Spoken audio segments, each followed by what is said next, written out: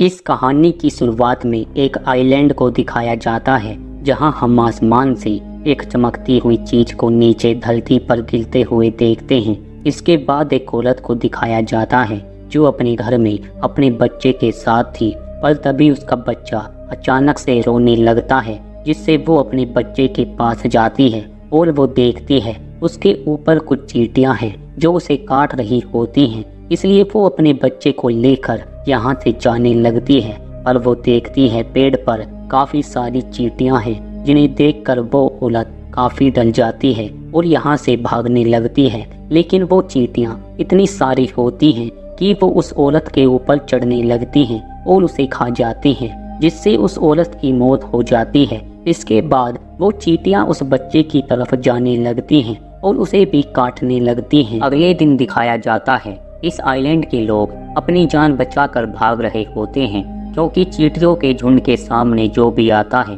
वो उसे चिपट जाती हैं। इसलिए लोग अपनी जान बचाकर भाग रहे होते हैं। दूसरी तरफ डॉक्टर मेगन को दिखाया जाता है जो चींटियों की एक्सपर्ट होती है।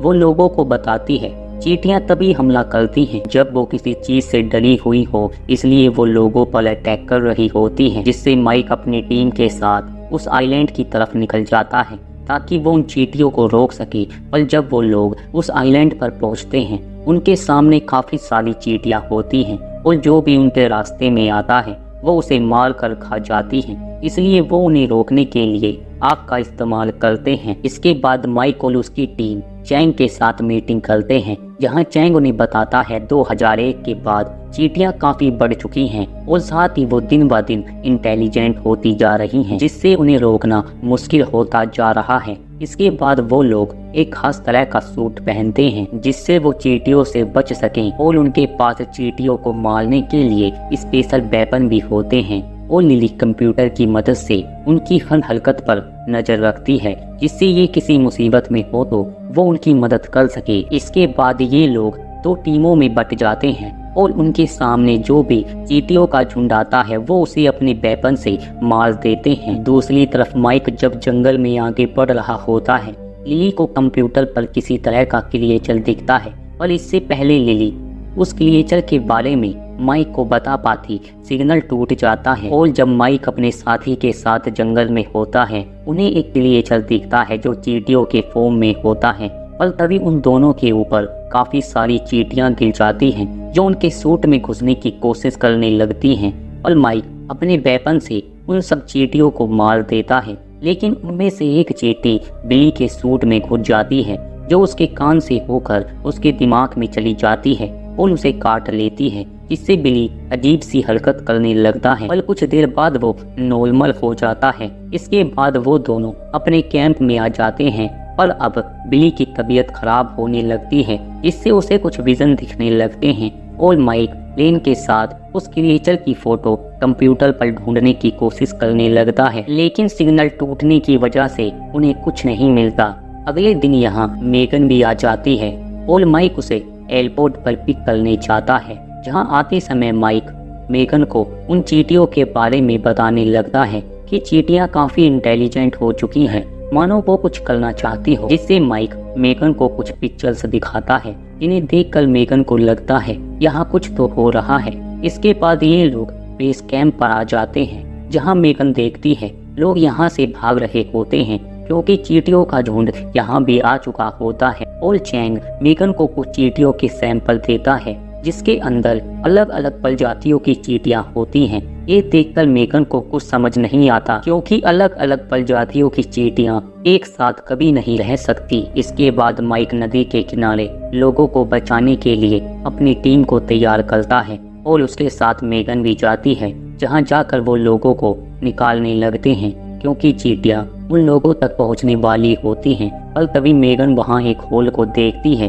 जिसके अंदर मेगन उन चींटियों को छोड़ देती है, लेकिन तभी उस होल से आवाजें आने लगती हैं, क्योंकि एकदम उस होल से काफी सारी चींटियां निकलने लगती हैं। ये देखकर माइक मेगन का सूट बंद कर देता है और उसे चींटियों से बचाकर यहाँ से ले जाता है। लेकिन मेगन देखती है चींटियों ने एक छोटी बच्ची को घेर लिया है, जिससे मेगन उस बच्ची को बचाने के लिए उस गन का इस्तेमाल करती है और उन सब चींटियों को मार देती है, जिसके बाद वो उस बच्ची को बचाकर यहाँ से ले जाते हैं। दूसरी तरफ लिली जब बेस कैंप पर होती है, चींटियां उसके कैंप पर हमला करती है, जिससे लिली कैंप को छोड़कर भाग जाती है। इधर माइक जब मेगन के साथ होता है, चींटियां टेंटिकल की फॉर्म में आकर उन तक पहुंचने की कोशिश करती हैं।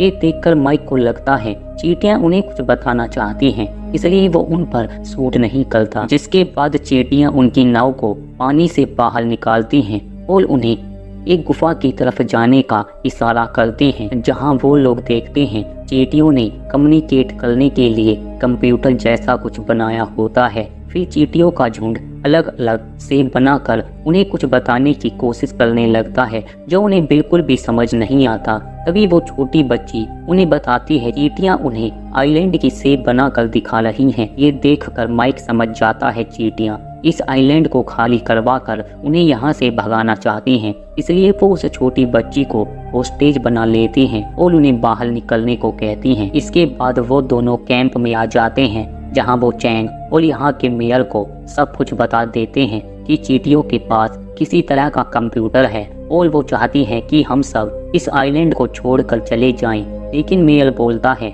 चींटियों ने इस आइलैंड को पहले ही बर्बाद कर दिया है, इसलिए हमें उन्हें बॉम्ब से उड़ाना होगा। ये सुनकर माइक उन्हें ऐसा करने को मना करता है, क्योंकि उनके पास एक छोटी बच्ची होती है। जिससे मेयर माइक से कहता है हम उन चींटियों को इस आइलैंड का एक हिस्सा दे सकते हैं, जिसके लिए तुम्हें उन चींटियों से बात करनी होगी, नहीं तो हम सब चींटियों को बॉम्ब से उड़ा देंगे। उस रात मेगन और लिली चींटियों पर रिसर्च करती हैं कि चींटियां अलग अलग प्रजातियां होने के बाद भी एक साथ कैसे रह सकती हैं। इसलिए वो एक फॉर्मूला बनाते हैं जिससे वो उन चींटियों को अलग करके उनकी पावर कम कर सकें। अगले दिन बिली के साथ वो लोग उस गुफा तक आ जाते हैं, जहाँ बिली उस कंप्यूटर को देखता है और वो चींटियां उस लड़की को छोड़कर उनसे कम्युनिकेट करने की कोशिश करने लगती हैं। पर जो चींटी बिली के दिमाग में होती है वो उसे काट रही होती है, जिससे बिली को बहुत गुस्सा आता है। इसलिए बिली उन लोगों को गुफा से बाहर जाने को कहता है,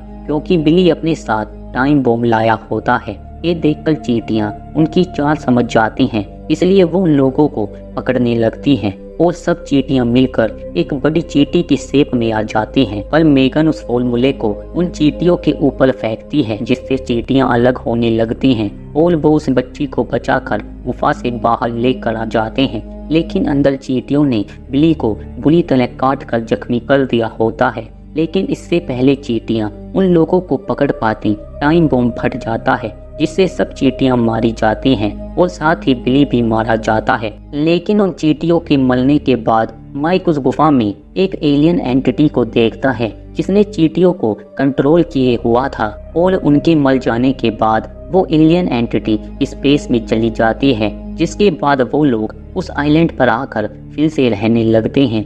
लेकिन हम देखते हैं उस गुफा में चींटियां अब भी होती हैं, जो इस बार कुछ बड़ा करने की कोशिश कर रही होती हैं। इसी के साथ ये मूवी यहीं पर एंड हो जाती है। उम्मीद करते हैं आपको ये कहानी पसंद आई होगी।